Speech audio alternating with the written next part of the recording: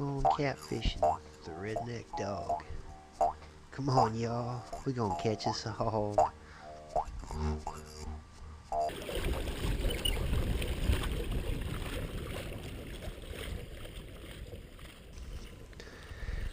Hoo-wee, it sure is a windy day.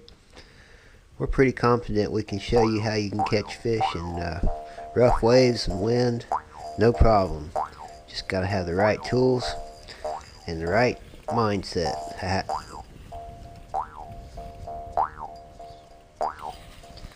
We got our first fish on.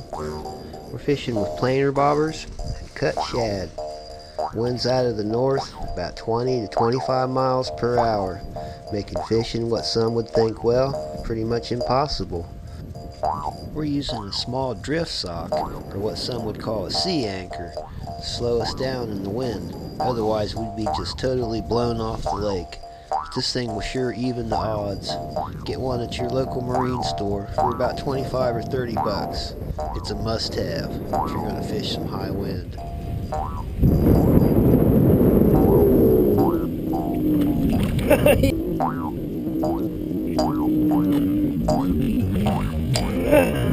He jumped. Did you see him jump, Brett? You weren't looking the wrong way. The fucker jumped. He jumped. I guess it's not that little. Oh. Let's have a look at him, Brett. Oh, yeah. That's a fish. Look how fat he is, Brett. Big old redneck dog.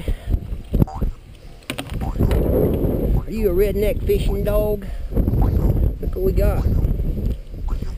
Got a catfish. I'm using a 5/0 circle hook.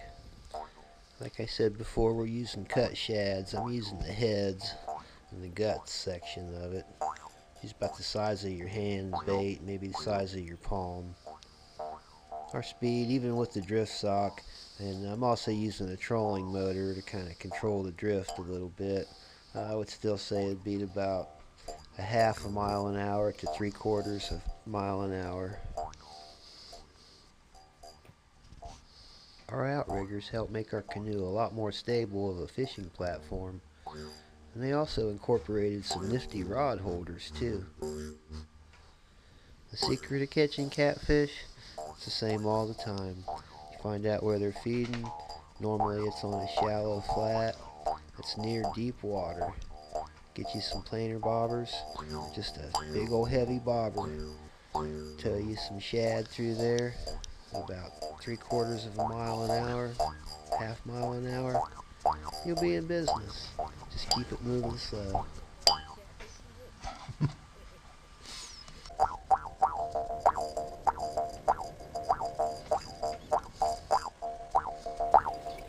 That Gomer pile. Shazam!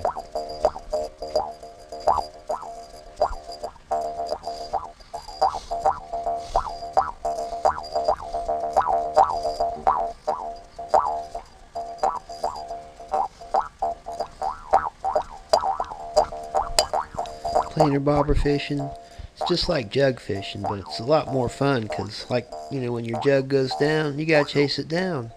When planer-bobber goes down, buddy, your rod bends and you got a fish on. So that's a big difference there. Generally, I fish them about 3 to 5 feet down, depending on the depth of the water. Most of the places I'm fishing are 3 to 5 feet deep. Jug fishing has caught fish way bigger than the world record. Just think what a planer-bobber can do. Get you a couple. Get out there and nail some big ones. Got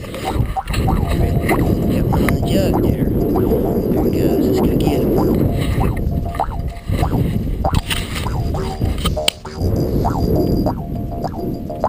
Brittany, got one on the jug, man. You ready to nail that bad boy? Yeah? Okay.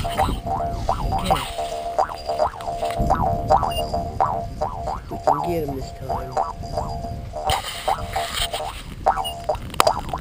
Taking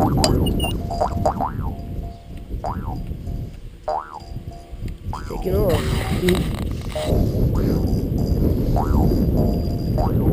We got a motor though, Brett. Right